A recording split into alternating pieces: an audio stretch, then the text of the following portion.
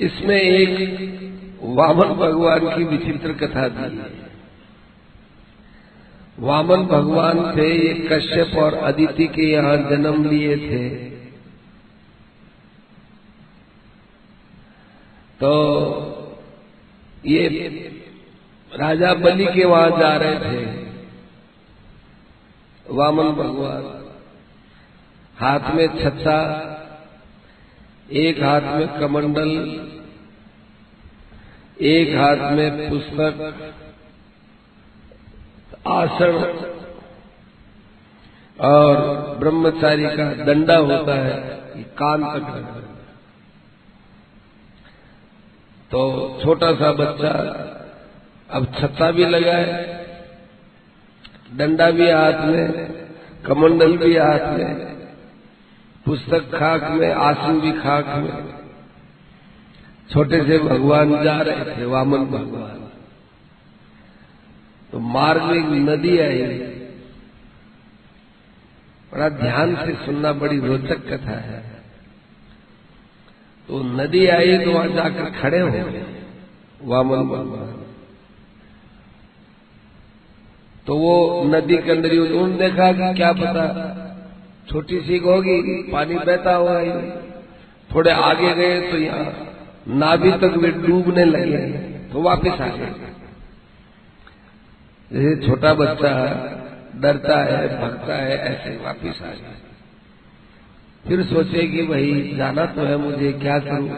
फिर जाते हैं तो फिर वो नाभि तक पानी आया, डर लगा कि आगे जाने कितना गहरा है, फिर वापस आ गए। अब कभी हाथ में से लकड़ी खिसक जाए, कभी कमंडल खिसक जाए, कभी आसन खिसक जाए, वो इनको इधर उधर संभाले करे। सामने एक ब्राह्मण देख रहा था, नदी के सामने ब्राह्मण था। ब्राह्मण ने जोर से पूछा, ए बालक, कहां जाना है? तो कहा, भाई मुझे तो राजा बलि के यहां जाना है। राजा बलि तो यज्ञ में, तुमको वहां जाके क्या करना है? कि मुझे वहां जाकर के दक्षिणा लेनी है, दक्षिणा लेने के लिए जाना है। तो क्या बाधा है? बाधा तो ये नदी है, नदी के अंदर मत आना। इस नदी में मैं भी डूब जाता हूं, इतना इतना पानी, लेकिन मुझे तो तैरना आता है, मैं तो नदी को पार करता हूं। तो अब तू कैसे जाएगा? कि क्या करूं, मैं जाना तो चाहता हूं, लेकिन कोई नौका भी नहीं, नाव भी नहीं, कोई सहायता भी नहीं। तो नहीं सही, एक बार दान नहीं लिया तो क्या हो गया? कि नहीं, मुझे दान लेना तो बहुत जरूरी है। अरे ब्राह्मण कोई दान के लिए मरते थोड़ा ही है। कि नहीं, मैं ऐसा वैसा ब्राह्मण नहीं हूं, मेरा परिवार ऐसा नहीं है, मेरे मन में लोभ तो नहीं है, परंतु मैं राजा बलि के यज्ञ को सफल करने के लिए दान लेना चाहता हूं। ब्राह्मण दान लेता है तो वो लोभ के लिए नहीं लेता है, लालच की पूर्ति के लिए नहीं लेता है। ब्राह्मण दान लेता है अगले व्यक्ति की दान की भावना को सुरक्षित करने के लिए। ये तो छोटा सा बच्चा होकर इतनी अच्छी बात कहता है। तो कहा, अच्छा हम तेरे को पार तो कर देंगे, पर तेरे को दान में जो मिले ना, उसमें आधा हिस्सा मेरा होगा। तो कहा, जी आधा आप ले लेंगे तो फिर मेरा काम कैसे चलेगा?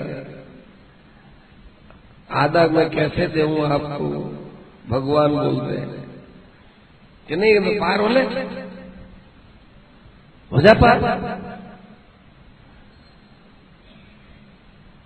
पार तो मैं हो नहीं सकता हूं, मेरी सहायता करो, मेरा हाथ पकड़ लो। कि हाथ पकड़ने से कैसे होगा? हाथ पकड़े हो तो नदी तो मेरे से भी ज्यादा गहरी है, और तेरा हाथ पकड़े तो डूब जाएगा। तो मुझे बचाओ, कैसे करो? मुझे इस नदी से पार करो, फिर मेरे को बताओ तुम मेरे को क्या दोगे। तो अच्छा एक काम करता हूं, मैं वहां दान में जो लूंगा उसमें से मेरे को जो पसंद आएगी वो चीज तुमको दे दूंगा। वहां क्या मिले क्या नहीं मिले मेरी पसंद से ले लूंगा। कि नहीं, ऐसा करो कि तुम जाओ दान मांगने के लिए, पहले मैं मांग लूं उससे, पहले मैं मांग। तो कहा नहीं, जब तुम मांग लोगे तो फिर मैं नहीं मांग सकता, क्योंकि ब्राह्मण का धर्म होता है कि कोई पहले वहां पर जाकर के पहुंच गया मांगने के लिए तो उसको नहीं जाना चाहिए। तो पहले तुम मांग लेना, फिर मैं मांगूंगा, तो तुम्हारा भी धर्म नहीं रहेगा। तुम भी मेरे मांगने के बाद कैसे मांग सकते हो? वो आदमी भगवान वामन से इतनी बातें सुनकर इतना प्रभावित हुआ कि छोटा सा बावनिया और इतना अच्छा ज्ञान, इतना मीठा बोलता है। उसकी तो इच्छा हुई इससे बातें करते ही रहे। अंत में भगवान ने कहा मेरी मर्जी आएगी वो चीज मैं आपको दे दूंगा। फिर आपको कि देखो मैं खुश हो जाऊं ऐसी चीज देना, कि आप खुश नहीं होंगे, आप बहुत खुश हो जाएंगे, मैं आपको संतुष्ट कर दूंगा, बस अब ठीक। अब वो आदमी आया इधर आकर के कहने लगा ऐसा करो बच्चे, मेरे यूं कंधे पर बैठ जाओ और एक पैर यूं बीच में यूं बैठ, और तेरा पैर है ना वो मेरे बगल में यूं करके यूं कर लेता हूँ, इसमें अटका ले बुझा में, ये इधर अटका ले ताकि मैं चलूं तो तू गिरे नहीं। बहुत अच्छा किया है, तो बहुत अच्छा किया है। ऐसे करके उसने बैठाएगा तो सब सामान को संभाले रखना, क्योंकि सामान को तुम नहीं संभाल पाओगे तो मैं तो सामान को संभालूंगा नहीं। क्या अच्छी बात है। तो भगवान यूं बैठ गए, अपने सब सामान लिए हुए, पैर उसके खाक में अटका दिए, चले। भगवान का जो स्पर्श हुआ, उसके चरणों का छाती से स्पर्श हुआ और भगवान के शरीर का या कंधे से यूं स्पर्श हुआ, और ये कह दिया देख बच्चे मैं चलूंगा ना पानी में थोड़ा मुझे तेज चलना पड़ेगा, तो तू मेरे सिर पे यूं पकड़ गिरे नहीं। तो भगवान ने यूं कर लिया। अब चले, इतना आनंद आया उसको, इतना आनंद आया, आंखों से आंसू आ रहे। तू क्या है रे, तेरे में तो वजन है ही नहीं, तो बहुत हल्का है, और तेरा स्पर्श भी मुझे बहुत आनंद दे रहा है, तेरी वाणी में बड़ा आनंद है। कौन है तू? मैं तो ब्राह्मण हूं। ऐसे करते हुए उसने क्या किया कि भगवान की चरण थे ना, चरण यूं देखे, चरण नीचे से, चरण तो थे ही, लेकिन चरण देखे तो ये भगवान के चिन्ह, भगवान के चरणों में जो जो चिन्ह होते हैं वज्र के होते हैं, जो क्या होता है मछली होती है, कई चीजों का चिन्ह होता है भगवान के चरण, उसका कारण होता है। भगवान के चरणों में जो का चिन्ह है, जो अनार, वो ऐश्वर्य का प्रतीक है। भगवान के चरणों में ध्वजा होती है, झंडा, वो विजय का प्रतीक है। जिस आदमी को विजय चाहिए वो भगवान के चरणों में लगी हुई ध्वजा का ध्यान करे। जिसको ऐश्वर्य चाहिए, धन धान्य चाहिए, वो जो का ध्यान करे, जो। ऐसे अलग अलग है। जिसको काम क्रोध लोभ मोह आदि से विजय प्राप्त करना हो, वो भगवान के हाथ में सुदर्शन चक्र का ध्यान करे। किसी को भगवान की कृपा ही कृपा चाहिए तो नेत्रों का ध्यान करे। कई है, ये कहां तक बताया। देखा तो कहा कि तू ब्राह्मण है क्या? हाँ मैं ब्राह्मण हूं। सच बतो ब्राह्मण क्या है, तू जाने कौन है? कि मैं कौन हूँ, मैं तो ब्राह्मण हूँ। अच्छा तेरे पिता माता का नाम बता। मेरे पिता का नाम कश्यप जी है, मेरे माँ का नाम अदिति जी है। कश्यप और अदिति की संतान हो, हाँ? तुम साक्षात परब्रह्म परमात्मा नहीं हो क्या? मुझे तो ऐसा लगता है तुम साक्षात परब्रह्म परमात्मा हो। ऐसी बातें हुई तो नदी पार हुई। नदी पार होते ही भगवान को झुक करके भगवान उतर गए। उसने कहा कि सच बताओ आप कौन है?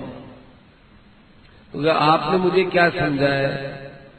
क्योंकि जो समझता है उसी के अनुसार ही मैं रहता हूँ। आपने मुझे क्या समझा? कि मैंने तो आपको साक्षात भगवान समझा है। तो आपने यदि भगवान समझा है, जिस किसी को भी आप भगवान समझोगे वो भगवान ही होगा। कि नहीं, मैं इतनी बातों में नहीं फंसना चाहता, तुम खुद बताओ कौन हो। तब भगवान ने चतुर्भुज रूप से दर्शन दिए। भगवान ने कहा देखो मैं वहां जा रहा हूं बलि के यज्ञ में, वहां बलि का यज्ञ पूरा करूंगा और तुमको मैं इसके बदले में अपना प्रेम देता हूं। प्रेम इसका निहाल हो गया।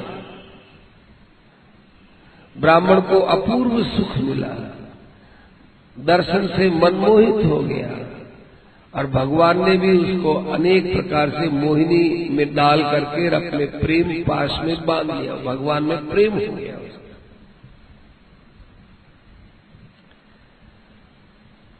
फिर आगे राजा के वहां गए, 3 पैर उन्होंने पृथ्वी के मांगे। ये सब बातें इसमें परशुराम जी की भी कथा, जितने अवतार है सब अवतारों की कथा इन्होंने विशेष रूप से यहाँ कही है। कृष्णावतार है, बुद्धावतार है, व्यास जी महाराज का अवतार है, यज्ञावतार है, बुद्धावतार है। बुद्धावतार देखो, बुद्ध भगवान थे ना। ये बुद्ध भगवान कौन हुए? ये बुद्ध भगवान हुए हैं। एक बार क्या हुआ कि दैत्यों ने इंद्र से कहा कि हे इंद्रादि देवताओं, तुम्हारे पास इतनी शक्ति कहां से आई? तब उन्होंने पूछा कि कैसे पूछ रहे हो आप? तो हम ऐसे पूछ रहे हैं कि जब कभी भी हम तुमसे युद्ध करते हैं तो हम हार जाते हैं। तो बताओ कि तुम क्यों कैसे जीतते हो? तब इंद्र ने सरलता से कह दिया कि हम यज्ञ करते हैं, हम ब्राह्मणों का सम्मान करते हैं, हम वेदों का सम्मान करते हैं। वेद के द्वारा जब अच्छे ब्राह्मण यज्ञ करते हैं उससे हमको बल मिलता है। वो इतना बल होता है कि उस बल को कोई दूसरा हरा नहीं सकता है। तो दैत्यों ने ये बात सुन करके कहा अपने भी यज्ञ करो। तो उन्होंने भी यज्ञ करना चालू कर दिया दैत्यों ने। अब दैत्यों ने जब यज्ञ किया तो दैत्य लोग तो विधि विधान से तो करते नहीं, तमोगुण खूब बढ़ने लग गए।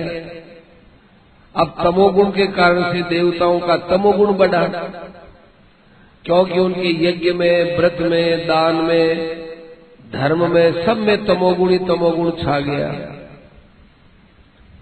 इतना तमोगुण, इतना अंधकार छा गया कि इनका वर्चस्व बन गया, देवता लोगों का वर्चस्व कम होने लगा। ऐसी स्थिति में भगवान ने विचार किया, अरे अनर्थ हो जाएगा, अज्ञान ही अज्ञान बढ़ जाएगा। जो आदमी जिसके योग्य नहीं होता उस आदमी को उस योग्यता पर पहुंचने पर अनर्थ करने के अलावा दूसरा कोई उसको सूझेगा ही नहीं। तो जो जिसके योग्य है वो काम होना चाहिए। तब भगवान ने विचार किया कि क्या करें, इनको यज्ञ से निषेध करें। तब गौतम बुद्ध के रूप में भगवान ने अवतार लिया। कपिल वस्तु, बिहार में पटना के पास कपिल वस्तु स्थान, और वहां पर ये भगवान ने अवतार लिया। इनका नाम था सिद्धार्थ। बचपन से ही ये एकांत रहना, कम बोलना और बहुत कम हंसना और एक चिंतन में बने रहना, बचपन का ही स्वभाव था। राजा को बड़ी चिंता हुई कि मेरा एक ही तो बेटा है और न तो इसका कोई राज्य में मन है, न कोई इसका परिवार में मन है, न माँ में मन है, न मेरे में मन है, न धन संपत्ति में मोह है। क्या करें? थोड़ा बड़ा हुआ, बड़ा होने पर उसका विवाह कर दिया। उसकी पत्नी का नाम था यशोधरा और एक पुत्र हुआ, उसका नाम था राहुल। तब भी कोई नहीं, न तो पुत्र में मोह है, न स्त्री में मोह है। राजा फिर चिंतित हुआ। फिर राजा ने क्या किया, मंत्री को बुलाया कि मंत्री जी, मेरी एक बड़ी भारी समस्या है। कि क्या है महाराज? कि देखो, मेरे एकमात्र ये लड़का है सिद्धार्थ, और ये न तो राज्य का काम देखता है, न कोई इसका धन से मोह है, न माँ बाप से मोह है, न अपनी स्त्री से मोह है, न बाल बच्चे से मोह है, कोई मोह नहीं है। कैसे राज संभालेगा? बात तो ठीक कहते हैं महाराज। तो बताओ, आप बताओ, क्या आज्ञा दो, क्या करें? ऐसा करो, इसको थोड़ा घुमाओ, दिखाओ, अपना राज्य दिखाओ। क्या ठीक बात है। तो मंत्री जी ने कहा, महाराज, राजकुमार जी, आपका राज्य कितना बड़ा, देखो तो सही आपका अपना राज्य। क्या देखना है मंत्री जी? कि नहीं, अपना राज्य संभालना चाहिए। अब आप योग्य हो गए हो, देखो तो सही आपका राज्य कैसा वैभव से परिपूर्ण है। बार बार कहा गया था, चलो चलो। मंत्री जी बैठ गए रथ में और सिद्धार्थ भी बैठ गया रथ में। चलते गए चलते गए चलते गए। सबसे पहले एक कोढ़ी आदमी दिखाई दिया। कोढ़ी गल रहा है शरीर, मक्खियां बैठ रही हैं, मवाद निकलता है। कोढ़ी में क्या है कि मांस है और खून है, इनमें खून के अंदर मवाद पड़नी चालू होती है। आगे के जो ये फिर वो मवाद मांस के साथ मिलती है तो गलते गलते ही अंग खंडित होते चले जाते हैं। आज ये यहाँ से चलते चलते ही कुछ कर सकता नहीं और हाथ पैर दोनों ही उसके गलने चालू होते हैं, कहीं जा सकता नहीं। तो कहा, ये कौन है? कौन क्या है? मनुष्य। मनुष्य तो मैं भी हूं, मनुष्य तो आप भी हो, मनुष्य तो सारथी भी है, पर इस कदर नहीं, हाथ नहीं गल रहा है। क्या है? क्या? अच्छा, ये है ना, ये इसके बीमारी लगी है। कि क्या बीमारी है? ये कोढ़ है, कोढ़। इसमें क्या होता है? इसमें खून के अंदर मवाद होते हुए वो मांस से टकराता है, फिर मांस और खून दोनों गलने लगते हैं, फिर वो शरीर टूटने लगता है। जो हड्डियां आग में जलती नहीं है, वे हड्डियां गल जाती हैं इसमें। इतना भयंकर रोग होता है। तो मंत्री जी, क्या ये रोग मेरे शरीर में आ सकता है? क्या मेरे लग सकता है? क्या कि राजकुमार, ऐसा मत बोलो आप। भगवान करे आपको सदा स्वस्थ रखे। नहीं, स्वस्थ रखे तो अलग बात है, क्या ऐसी दशा हो सकती है क्या मेरी? कि साहब माफ करना, क्षमा करना, यदि आपके प्रारब्ध में होगा, भाग्य में होगा तो आप ऐसे बन सकते हो, और भाग्य में नहीं लिखा होगा तो नहीं होगा। अच्छी बात है, कोई बात नहीं। आगे चले तो एक बुढ़ा आदमी जा रहा था, यूं कुलड़ा हुआ, यूं लकड़ी हाथ में लिए हुए। वृद्धावस्था में वायु के द्वारा ये हड्डी यूं झुक जाती है। जैसे बांस का पेड़ होता है वो हवा से यूं झुकता है, ऐसे हमारी ये सीधी हड्डी है ये झुक जाती है वृद्धावस्था में वायु की प्रधानता से। जैसे जोर से हवा चलती है तो बड़ा बड़ा पेड़ यूं झुक जाते हैं, ऐसे शरीर झुक जाता है। तो कहा ये क्या है कि ये भी महाराज आदमी है, कि ये क्या है आदमी, ये तो यूं होकर चलता है, ऐसा वृद्ध अवस्था है, बूढ़ा। तो क्या ये अवस्था मेरी भी होगी? क्या महाराज इतनी उम्र लोगे तो होगी। तो अभी मैं जैसे हृष्ट पुष्ट आराम से चलता फिरता दौड़ता कूदता हूं, क्या ये अवस्था मेरी नहीं रहेगी? ये तो राजकुमार जी नहीं रहेगी। कैसे बूढ़ा होना पड़ेगा? अवस्था आने पर तो होना पड़ेगा। लकड़ी के सहारे चलना पड़ेगा, चलना पड़ेगा। अब तो कोई बात ही नहीं साहब, ये तो अब इतनी उम्र आने पर तो सबके शरीर के साथ होता है। ठीक है, आगे चले तो एक चौराहे पर पहुंचे और चौराहे पर एक मुर्दा था, उसको लेटा रखा था। चौराहा आता है तो मुर्दा को रखा करते हैं। तो ये क्या है, ये लोग क्या कर रहे हैं कि ये एक आदमी मर गया। मरना क्या होता है? मरना होता है शरीर में से प्राण निकल गए। प्राण के निकल जाने के बाद देखने की सुनने की कोई शक्ति नहीं रहती।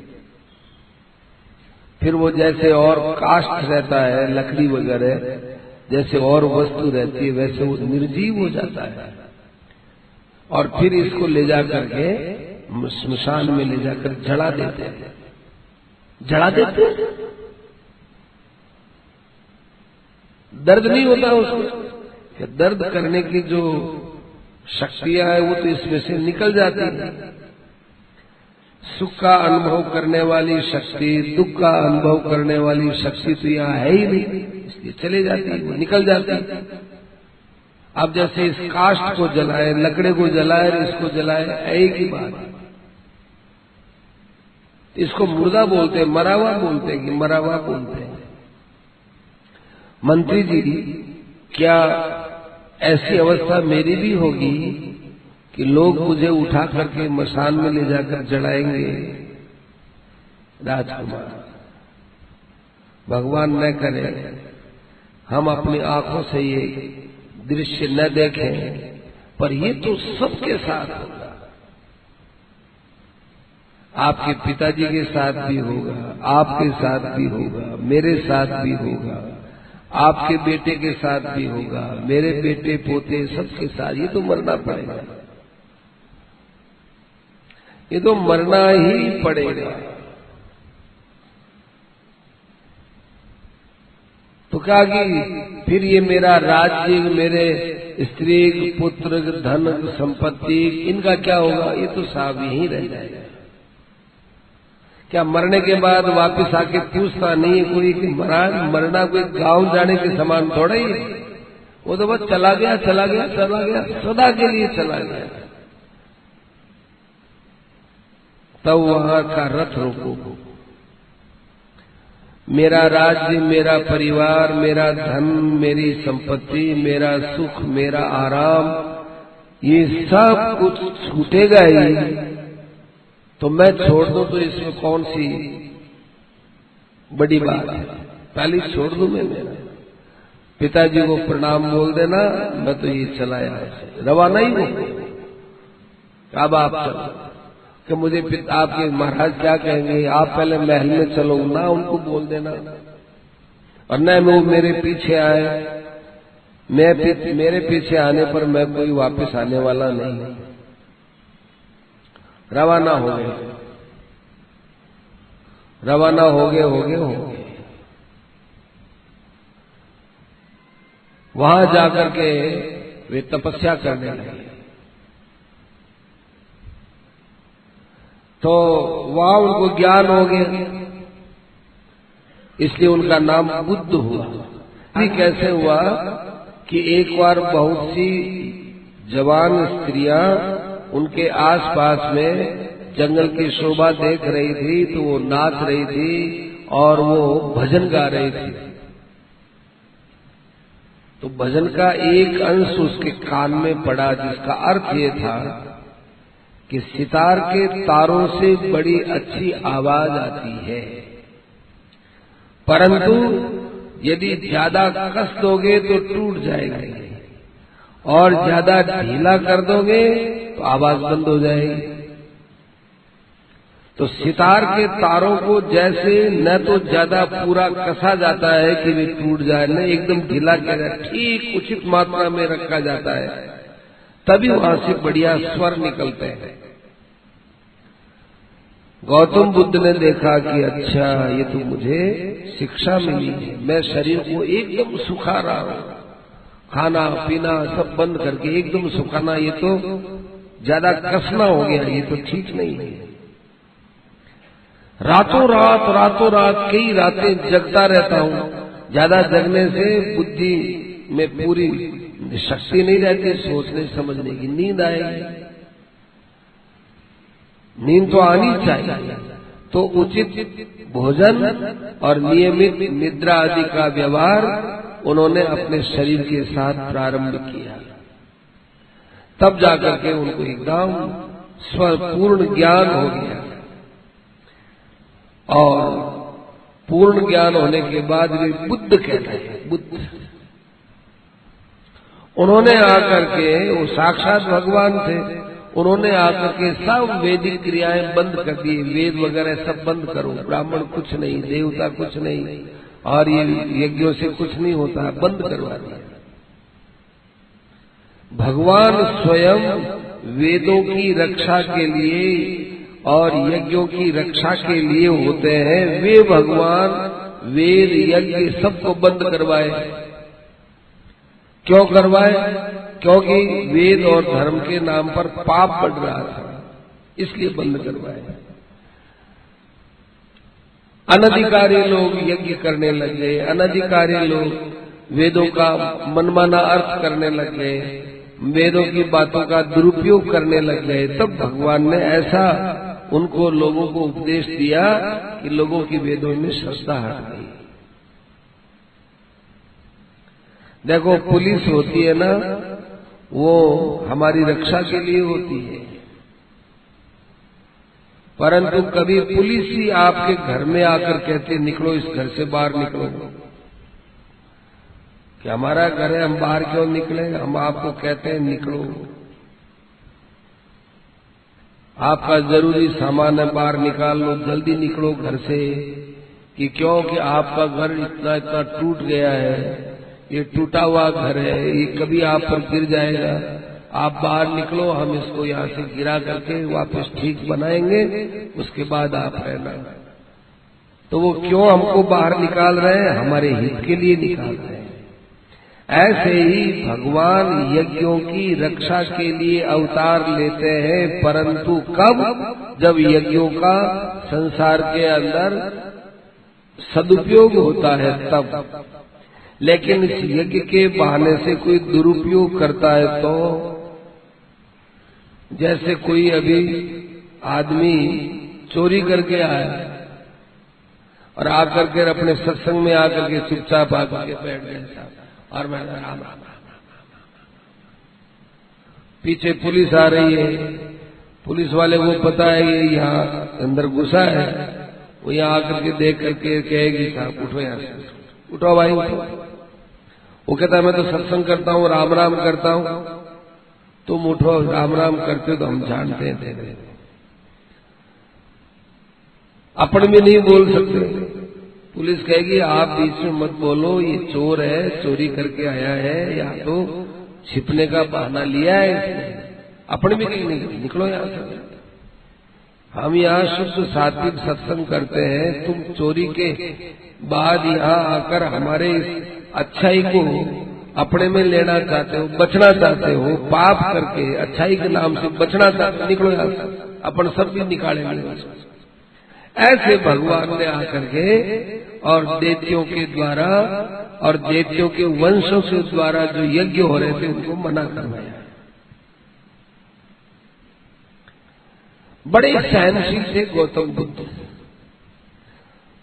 एक बार एक गौतम बुद्ध को कोई ब्राह्मण गाली निकाल रहा था, बड़ा पाखंडी है, ये है, वो खूब गाली निकाल। गौतम बुद्ध चुपचाप सुन रहे थे। वो खूब बक लिया। बकने के बाद वो चुप हुआ तो गौतम बुद्ध ने इतना ही पूछा कि भाई आपके घर में कभी कोई मेहमान आते हैं क्या? क्या आते हैं? मेहमान को आप कोई चीज देते हो कि देते हैं? यदि वो चीज नहीं स्वीकार करे तो उस चीज को क्या करते हो? हम हमारे घर में रख लेते हैं। हमने उनको बिस्तर दिया, तकिया दिया, रजाई दी, सब दिया, और क्या नहीं हमें जरूरत नहीं तो हम हमारे अंदर रख लेते हैं। इसका मतलब ये हुआ कि जो चीज स्वीकार नहीं करते वो आप ही के पास रहती है ना, रहती तो हमारे पास है। तो आपने जितनी गालियां हमको निकाली हैं हमने उसको स्वीकार नहीं किया, अब ये गालियां किसको लगेंगी? तो वो ब्राह्मण सकपका गया और सकपका करके और उनके सामने आकर झुक गया कि महाराज आज मुझे ज्ञान हुआ कि किसी को कड़वे शब्द नहीं बोलने चाहिए। कड़वे शब्द बोल करके हम अपने लिए खेती करते हैं। लोग कहते हैं कि देखो बेवजह हमको ये आदमी ऐसे बोलता है, बेवजह हमको ऐसे बोलती है, कोई कारण नहीं ऐसे बोलते। ऐसा है नहीं, बिना कारण नहीं बोलता। किसी समय कोई बोया कहा हुआ है, बोया हुआ है शब्द, वो शब्द निकलता है। इसलिए कोई आदमी हमको कटवा वचन बोले तो मन में यही समझना कि भाई हमने इनको पहले कभी कड़वा कहा है। इस जन्म का तो याद है, पिछले जन्म का याद थोड़े ही नहीं। ये जितना जीवों का आपस में मेल होता है वो जन्म जन्मांतर का संस्कार होता है। तो किसी जन्म में हमने इनको कड़वे वचन कहे तो आज बोलेंगे। अब अपने सावधान रहो। देखो कड़वा वचन सुनने में नुकसान नहीं है, कड़वा वचन बोलने में नुकसान है। आदमी समझता है कि मैं सही हूं, मैं कड़वे वचन क्यों सुनूं? आप सही हो थोड़े समय के जानकारी के अनुसार, लेकिन भगवान सही है बहुत लंबे, क्या अनंत काल की बात भगवान जानते हैं। भगवान के प्रकाश में जो काम हो रहा है वो कोई गलत नहीं हो रहा है। हम व्यर्थ ही उसमें नाराज हो जाते हैं। एक तो उनकी ये शिक्षा थी, एक उनके अंदर धैर्य इतना था, अपने शिष्यों को शिक्षा देते बुद्ध भगवान कि देखो मनुष्य को किसी भी परिस्थिति में अपना धैर्य नहीं छोड़ना चाहिए। परीक्षा एक शिष्य को बुलाया गौतम बुद्ध ने, बुला करके और कहा कि भाई अमुक अमुक जगह जाकर के तुमको उपदेश देना है, परंतु वहां के लोग बड़े उद्दंड हैं। वो मुंह से चाहे जो कुछ बोलते रहते हैं, तुम वहां जाकर कैसे उपदेश दोगे? कि कोई बात नहीं महाराज, वो आदमी बड़े अच्छे हैं। क्यों? वो मुंह से ही तो बोलते हैं, कोई लात घुसा तो नहीं मारते? कि नहीं, वो तो लात घुसा भी मारते हैं, तब भी बड़े अच्छे हैं महाराज। क्यों? लट्ठी से तो नहीं मारते हैं? कि नहीं, वो लट्ठी से भी मारते हैं, तब भी बड़े अच्छे हैं। क्यों? वे शस्त्र से तो नहीं मारते हैं? कि नहीं, वो तो शस्त्र भी उठाते हैं और शस्त्र से भी मारते हैं। तो महाराज ये संसार दुख रूप है, रोगों का घर है, आत्मघात तो महान पाप है। मेरे शरीर में बहुत रोग बीमारियां लगी हुई है और ऐसा किसी आदमी का शरीर नहीं है कि जिसमें उनके कीटाणु न हो। जितने आदमी अपन देखते हैं, उसके कैंसर हो गया, उसके टीबी हो गई, उसके ये हो गया, उसके वो हो गया। अपने शरीर में भी सब बीमारियों के कीटाणु हैं, पर वो पैदा होते तो वो आदमी उस रोग से ग्रस्त माना जाता है, और पैदा नहीं होते तो स्वस्थ है। शरीर में एक खून के अंदर दो प्रकार के कीटाणु, एक लाल कीटाणु, एक सफेद कीटाणु। सफेद कीटाणु शरीर को नुकसान पहुंचाते हैं, और लाल कीटाणु है ये शरीर को स्वस्थ रखते हैं। तो जब सफेद कीटाणु बढ़ने लगते हैं तब अनेक प्रकार की बीमारियां होती हैं, और लाल कीटाणु बढ़े रहते हैं तो सब बीमारियां दबी रहती हैं। पर ऐसा नहीं है कि अपने अंदर भाई उसी में कोई बीमारी थी, वही बीमार है, अपने नहीं है, सब बीमारी सब में है। तो महाराज यदि वो शस्त्र से मुझे मार देंगे तो चलो अच्छा है, मैं बीमारी से नहीं मरूंगा, मैं आप घात करके नहीं मरूंगा, और मैं भुगत भुगत करके नहीं मरूंगा। तो मार देंगे तो मार देंगे, और जब तक मेरी आयु मेरी है तब तक तो कोई मार सकता नहीं है, और जिस दिन मुझे जाना पड़ेगा उसको कोई रोक सकता नहीं। गौतम बुद्ध ने कहा शाबाश, अब तुम्हारा ज्ञान पूरा हो गया, तुम्हें ब्रह्म ज्ञान हो गया। अपने शरीर को प्रारब्ध के ऊपर छोड़ दो और अपने आप को भगवान के भरोसे छोड़ दो। दो चीज है, एक शरीर है, एक शरीरी है, एक जीव है, एक आत्मा है। आत्मा को तो रख दो भगवान के शरण में, और शरीर आदि को रख दो भाग्य के ऊपर। भाग्य में होगा वैसा होगा, जानबूझ के कुछ करना नहीं है, और भाग्य में होगा उसको कोई बदल सकता नहीं है। जाओ, अब तुम्हारा ज्ञान पूरा हो गया, तुम कहीं पर भी जाओ, कहीं जाओ, तुम्हारा ज्ञान पूरा हो गया। इससे ज्यादा ज्ञान की जरूरत नहीं है। अपने शिष्य को कहा इससे ज्यादा ज्ञान की जरूरत नहीं है, इतना बहुत है, काफी है कि संसार में तो प्रारब्ध के अनुसार होगा, और भगवान के अंदर हमारा प्रेम होगा, उसके अनुसार काम होगा। भगवान की तो शरण हो जाओ, और संसार को प्रारब्ध के ऊपर छोड़ो। दोनों का अलग अलग विभाग करके रहो। ये सबसे बढ़िया ज्ञान है, इससे ऊंचा कोई ज्ञान नहीं। ये ज्ञान सदा तुम्हारी रक्षा करता रहेगा।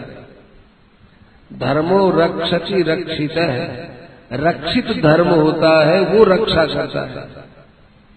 लोग कहते हैं धर्म रक्षा करे हमारी, तो धर्म रक्षा कब करता है कि जिस धर्म की हमने रक्षा की है वो धर्म हमारी रक्षा करता है। एक बार एक माई आई गौतम बुद्ध के पास, मरा हुआ मेरा बेटा मर गया, तो रोई। गौतम बुद्ध भी रोने लगे, रोए गौतम बुद्ध भी।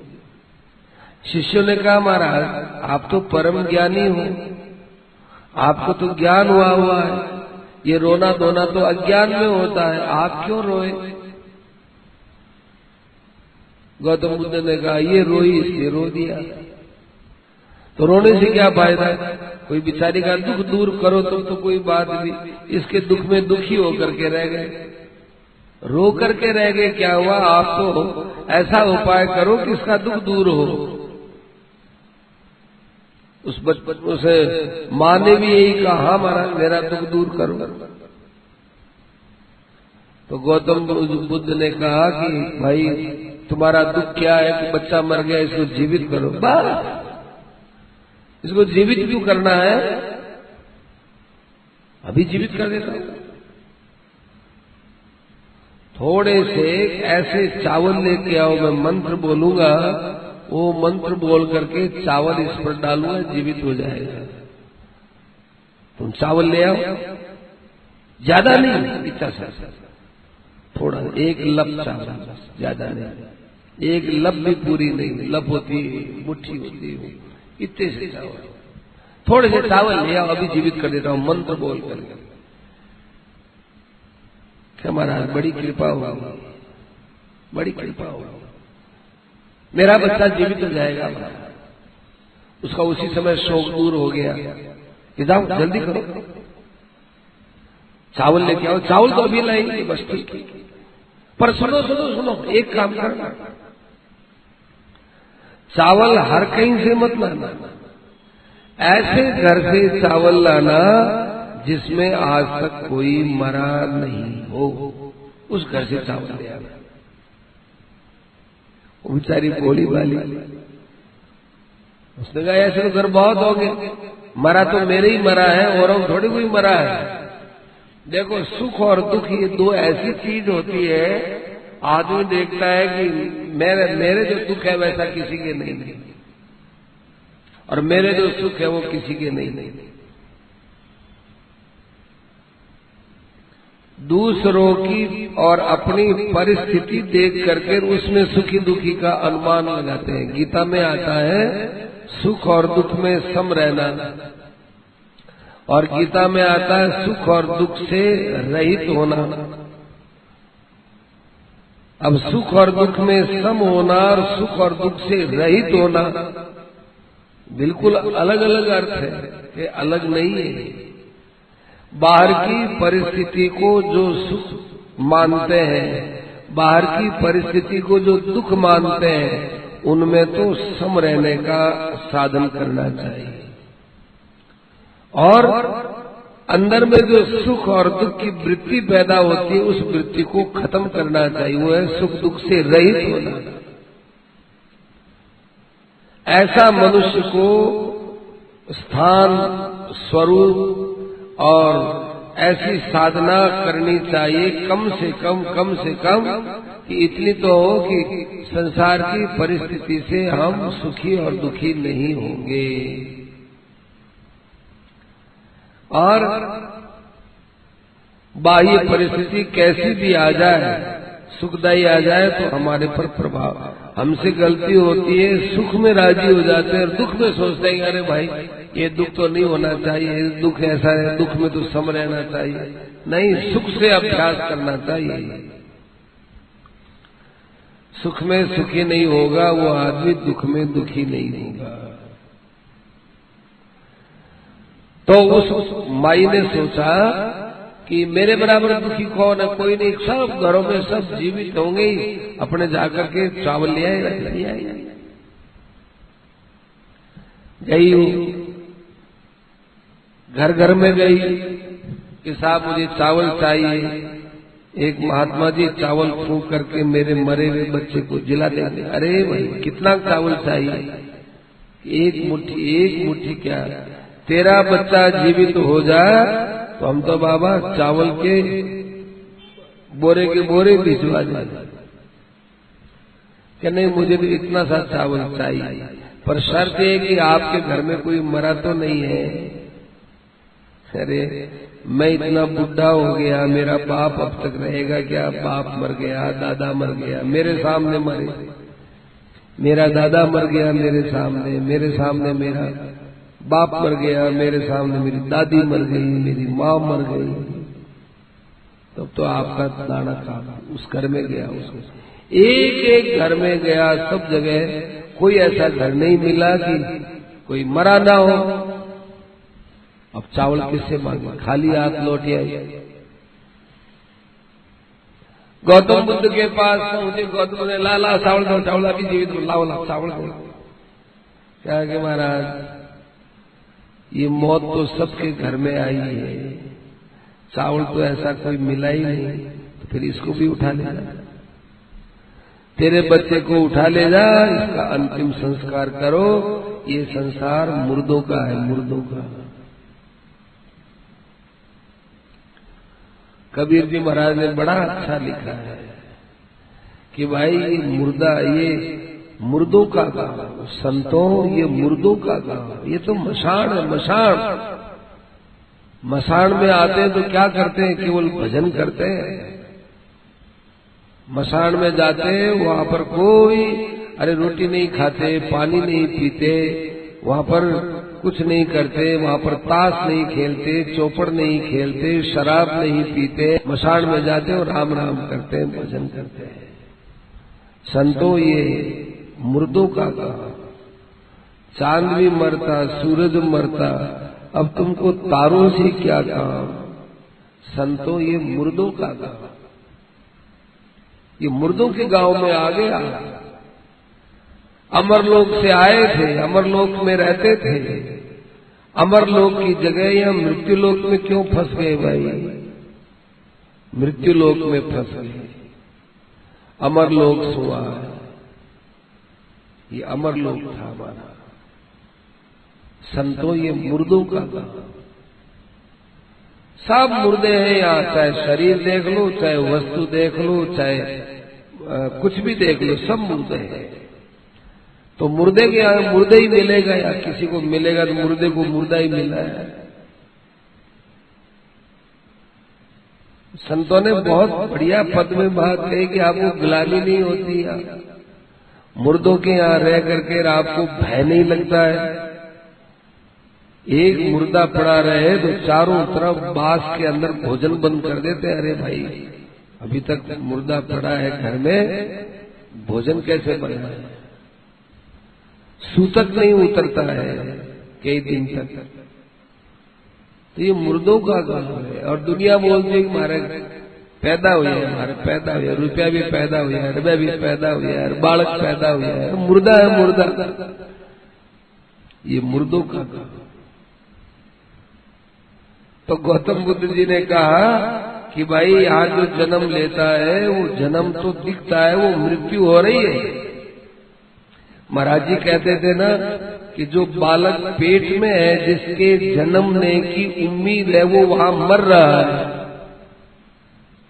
जो बच्चा पेट में है वो मर रहा है, वो मृत्यु में है। अपन देखते हैं वो जन्मने में है, वो मृत्यु में है, मृत्यु में है।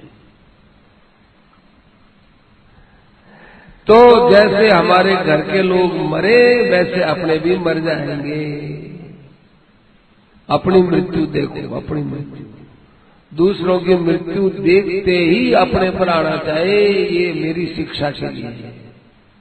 अपने हिंदू धर्म में कायदा है, कोई भी मृत्यु की यात्रा आती हो, शव यात्रा आती हो, अपने पास में यदि कोई व्हीकल है तो उससे उतर जाता है, सम्मान करते हैं उसका। मुर्दे का सम्मान है ये, कि मुर्दे का क्या सम्मान है कि वो मुर्दा हमको शिक्षा दे रहा है कि भाई आपके समान ही मैं जीवित था, मैं यहां से चला जा रहा हूं, आपको भी जाना पड़ेगा।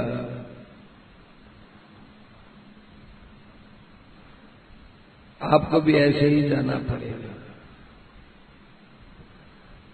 तो गौतम बुद्ध ने उपदेश दिया, उसके अंदर का सब शोक दूर हो गया। इसकी मृत्यु तुम तभी तक रो माता जी कि ये तो मर गया, कोई नहीं मरा है, कोई नहीं मरेगा, ये अकेला ही संसार में पहली बार मरा है, तो खूब रो। भगवान को उलाना भी देंगे कि भगवान आपकी सृष्टि में कोई नहीं मरा, ये क्यों मरा, उलाना देंगे। परंतु भगवान को उलाना देने के लायक हम कब हो कि जब हम समझे तो सही कि कोई दूसरा मरा कि नहीं मरा। नहीं मरा तो नहीं बोल सकते। इस प्रकार से गौतम बुद्ध के अवतार की बात आई, पृथु महाराज की बात आई, और कई प्रकार की बात आई। जितने बड़े अच्छे धन्वंतरी भगवान, नर नारायण अवतार, सब ये जो नाभाजी महाराज ने भगवान के अवतार बताए, उन सब की कथा आती है, भागवत में आती है। दत्तात्रेय जी महाराज थे, अत्रि के यहाँ पैदा हुए, इसलिए इनका नाम दत्तात्रेय पड़ा। भगवान विष्णु के अंश थे ये। और अत्रि के यहाँ 3 ऋषियों का जन्म हुआ, दत्तात्रेय ऋषि, दुर्वासा ऋषि और चंद्रमा, 3 पैदा हुए। चंद्रमा तो हुआ ब्रह्मा से, और ये विष्णु से हुए दत्तात्रेय, शंकर जी से हुए दुर्वासा, 3 पैदा हुए। कपिल भगवान की भी बात आई, सब भागवत की बातें इसमें आई। अब जो ये भगवान के जो चरण चिन्ह है, जो उस समय देखे गए ना, तो चरण चिन्ह रघुवीर के संतनि सदा सहायका। अंकुश अंबर कुलिस कमल जब ध्वजा धेनुपद, शंख चक्र स्वस्तिक जम्बू फल कलश सुधारक, अर्ध चंद्र षटकोण मील बिंदु ऊरद रेखा, अष्टकोण त्रैकोण इंद्र धनु पुरुष विशेषा, सीता प्रतिपद नित बसत एते मंगलदायका, चरण चिन्ह रघुवीर के संतनि सदा सहायका। ये चरण चिन्ह इसलिए दिए गए हैं कि लोगों को जिन जिन की जैसी जैसी इच्छा होती है वो उस हिसाब से, जैसे धन धान्य की इच्छा हुई तो जो का ध्यान करने का भी बताया। तो ये भी बात ध्यान में रखने की है कि भगवान के दाहिने चरण में जो चिन्ह होते हैं वो चरण चिन्ह भगवान की शक्ति, जानकी जी आदि उनके बाएं चरण में रहती है, और भगवान के बाएं चरण में जो है वो उनके दाएं चरण में रहती है। ये संतों के लिए बड़ी सहायक है। जैसे अक्रूर जी गए थे ब्रज में, तो भगवान के चरण चिन्हों को देखा। भरतलाल जी चित्रकूट में गए तो उन्होंने हर्षय निरखी राम पद अंका चरण चिन्ह देखे। तो उन चरण चिन्हों में जो मिलन की बात होती है, जिससे भगवान से मिलन होता है, उसके ऊपर उनकी दृष्टि गई। वज्र था, वज्र, उसके ऊपर दृष्टि गई, भगवान से मिलना हो गया। इसलिए भगवान के चरण चिन्हों को देखने पर अलग अलग जब हेतु सुनो सदा दाता सिद्धि विद्या ही को, सुमति सुगति सुख संपत्ति निवास है, छिन्न में सभी तो होत कलिकी कुचाल, देख ध्वजा सु विशेष जानो अभी को विश्वास है। ध्वजा का चिन्ह करते हैं तो कलयुग का कुचाल नष्ट होता है, विजय प्राप्त होती है। भगवान के चरणों में गाय का गोपद होता है, उसको यदि कोई ध्यान में करता है तो भवसागर से पार हो जाता है। कपट कुचाल माया बल सबे जीतवे को, दर को दरस कर जीतियो अनायास है। इस प्रकार से भगवान के चरण चिन्हों को देखने से उसको कलयुग से पिंड छूटता है। अब बताते नाम की महिमा। विधि शंकर विधि नारद शंकर सनकादिक कपिल देव मनुभूत, नर हरिदास जनक विषम, बलि शुक मुनि धर्म रूप, अंतरंग अनुचर हरिजू के जो इनको यश गावे, आदि अंतलो मंगल तिनको श्रोता वक्ता पावे, अजामेल परसंग यह निर्णय परम धर्म के जान, इनकी कृपा और पुनि समुदे द्वादश भक्त प्रदान। 12 भक्त हैं ये भगवान के, जो कि भागवत में आए अजामिल उपाख्यान में। वहाँ स्वयं यमराज जी कहते हैं कि हम 12 लोग ऐसे जो भगवान को जानते हैं। तो नाभाजी महाराज लिखते हैं कि 12 लोग सब भगवान का नाम लेते थे। विधि नारद शंकर सनकादि किन किन ने कब कब किस प्रकार से नाम लिया है वो इस छप्पे के अंदर व्याख्या में आगे आ जाए। किसने कब नाम लिया तो उसका कैसे उद्धार हुआ। इसमें देखो अजामिल का प्रसंग सबसे बड़ा विचित्र है, जो आपने आज तक सुना नहीं ऐसा प्रसंग आएगा अजामिल। नाम के प्रभाव से अजामिल का कैसा उद्धार हुआ ये तो आप भागवत में सुनते हैं, परंतु अजामिल की विचित्र कथा है। उसमें थोड़ा समय लगेगा, और भी है, थोड़ा थोड़ा नाम तो सभी ने लिया है। अजामिल प्रसंग यह निर्णय परम धर्म के जान। अजामिल ने फिर ये परम धर्म को आगे बढ़ाया भगवान के नाम। इनकी कृपा और पुनि समझे द्वादश भक्त प्रधान।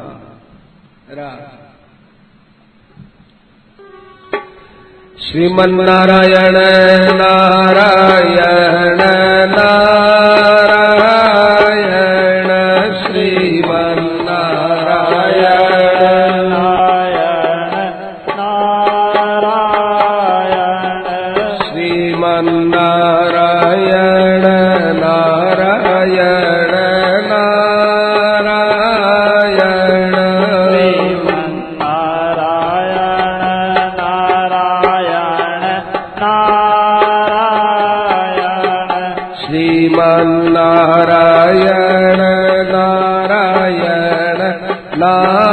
नारायण श्रीमन्नारायण नारायण नारायण श्रीमन्नारायण नारायण नारायण नारायण नारायण नारायण श्रीमन्नारायण नारायण नारायण नारायण नारायण नारायण श्रीमन्नारायण नारायण नारायण श्रीमन्नारायण नारायण नारायण श्रीमन्नारायण नारायण नारायण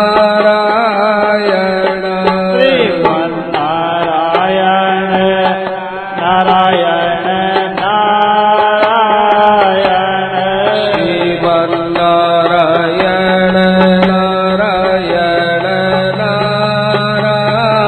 नारायण श्रीमन्नारायण नारायण नारायण श्रीमन्नारायण नारायण नारायण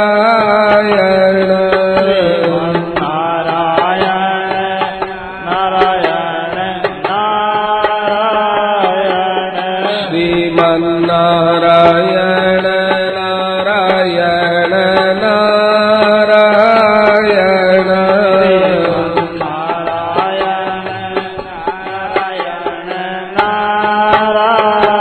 यावर रामचंद्र की मोर मुकुटवंशी वाले की अनंत कोटि संत महात्माओं की गौ माता की